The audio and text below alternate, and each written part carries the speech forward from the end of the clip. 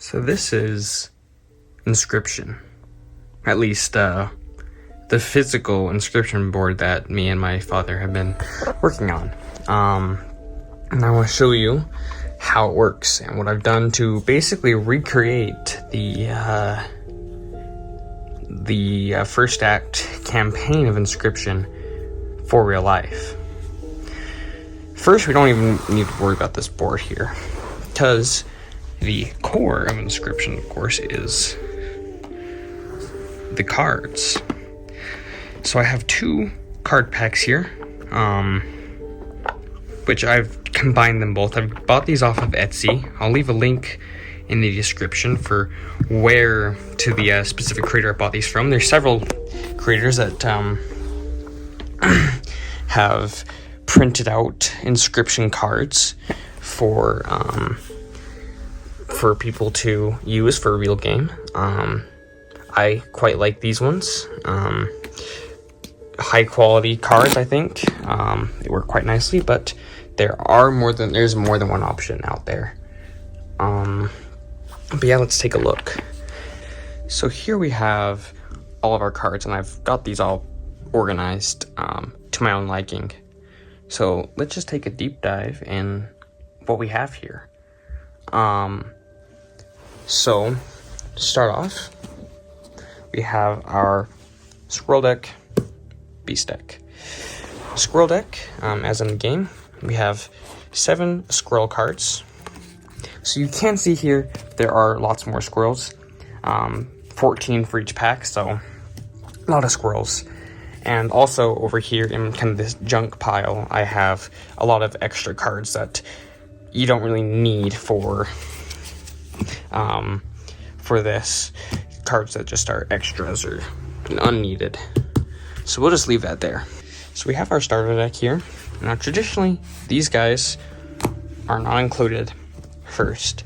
Our traditional starter deck includes a Stoat, 2 Wolves, and a River Snapper. Starting hand has 4 cards, 1 Squirrel, 3 cards from the Beast deck. Now, as the player progresses, our starter deck changes a little. So after the first round, we no longer have a River Snapper. Instead, we have a Bullfrog. And once bones are introduced, we add the Stink Bug. When we add the wolf, we replace one of our regular wolves with that. What we have over here is we have our Blood deck and our Bone deck, which these just contain all the cards that are available to me as the game master to use in encounters.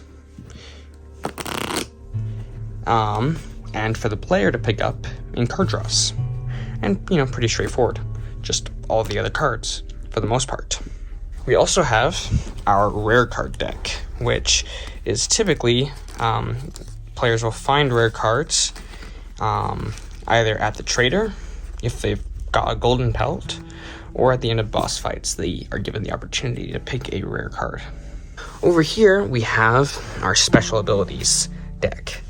Some of the sigils and cards have certain abilities, and these are all the cards needed to activate it. So for example, Field Mice, when you play that card, you get a card with that, you get a copy of the card in your hand, so we have extra Field Mice here. Wolves, that will grow from wolf cubs, same with ravens from ravenlings. We have our tails, elks from elk fawns, possum, I don't remember what the opossum, from frozen opossum, some worker ants from the ant spawner, a couple of second state child 13s, more tails, strange pupas and mothmans, some dams, chimes, rabbits, and bees. And I just made a mess. But that is our special card stack. Right here is our pelt deck. Pretty straightforward. Just the pelts that we can pick up from the trapper and sell to the trader. We have our terrain deck, which has stuff like grand firs, stumps, boulders, yada yada yada. We have our boss fight deck, which includes both of the smokes and cards that we need for boss fights like Pack Mule, Bloodhound, some gold nuggets, some kingfishers, bait buckets, and great whites, some strange frogs, and leaping traps. Over here, we have the starvation, which is used when the player runs out of squirrel cards to end a match. And then right here, we have our death card pack. You can see I already have some death cards marked from people I've played with. Got our Leshy death card right there. And I have a whole ton of blank death cards. Before we move on to the board itself, we have a little box with our bones. If a card dies, you get a bone. Now let's get on to the board. This is homemade. On the top here, I engraved and wood burned these card slots. Right here, we have a bell. Just a brass bell I found on Amazon. Quite nice. And then over here we got title, and we have our scales. Instead of doing full-on scales, we did a list of numbers. Then we have this tooth here with a magnet at the bottom. So it sticks on real nice. And you can just move it back and forth for damage taken. Here we are, we have our drawer. We have the rule book, and in here also I think I have the moon. I kind of want to get a better card for the moon, but this is what I have for now. Right here, I have a little journal that I use to keep saves. So I have here on this first page just the different stats I want to save. So that way, like obviously this game takes a long time to play. So if we want to stop playing midway through, I can save their progress. We have a couple of dice here there are some events in the game that are randomized. So these dice help with that. Right over here, we have the numbers.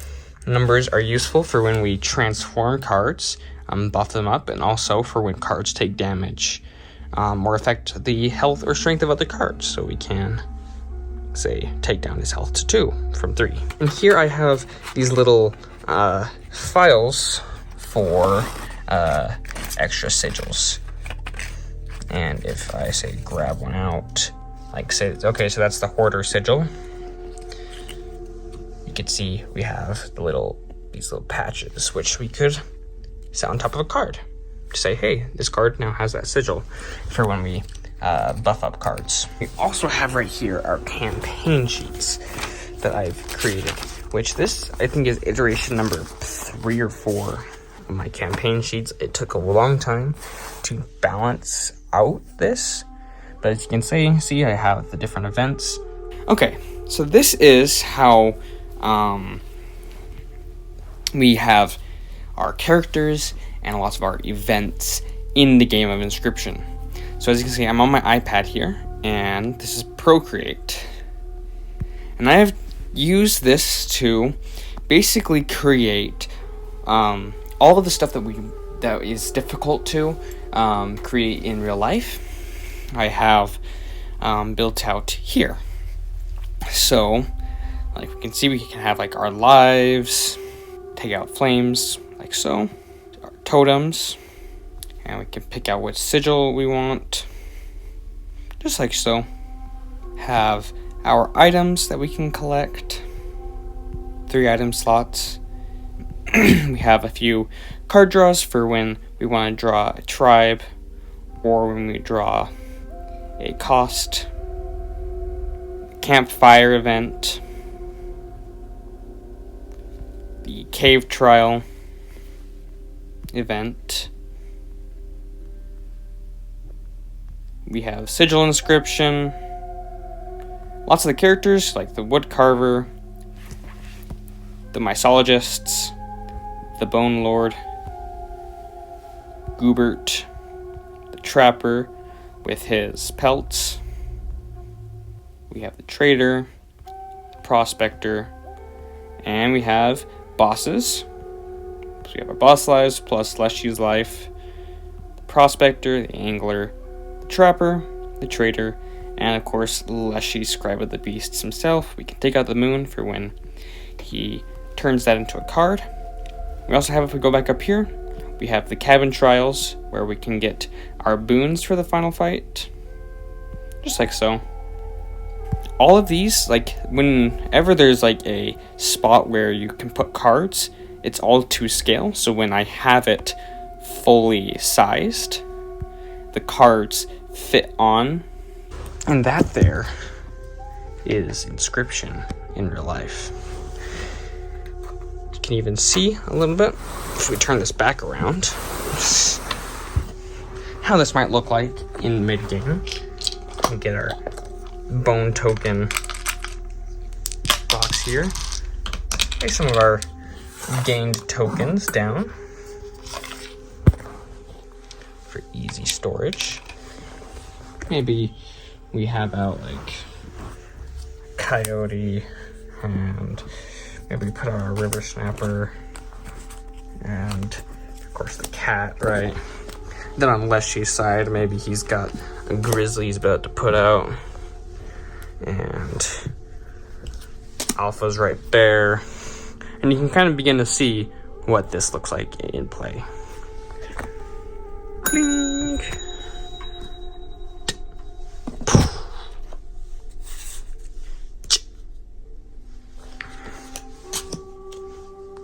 Okay, I'm not gonna play any cards.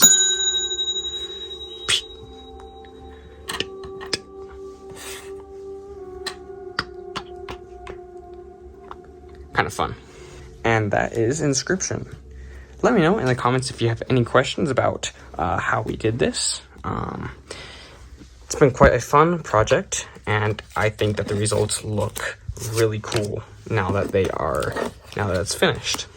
So, yeah, that's Inscryption.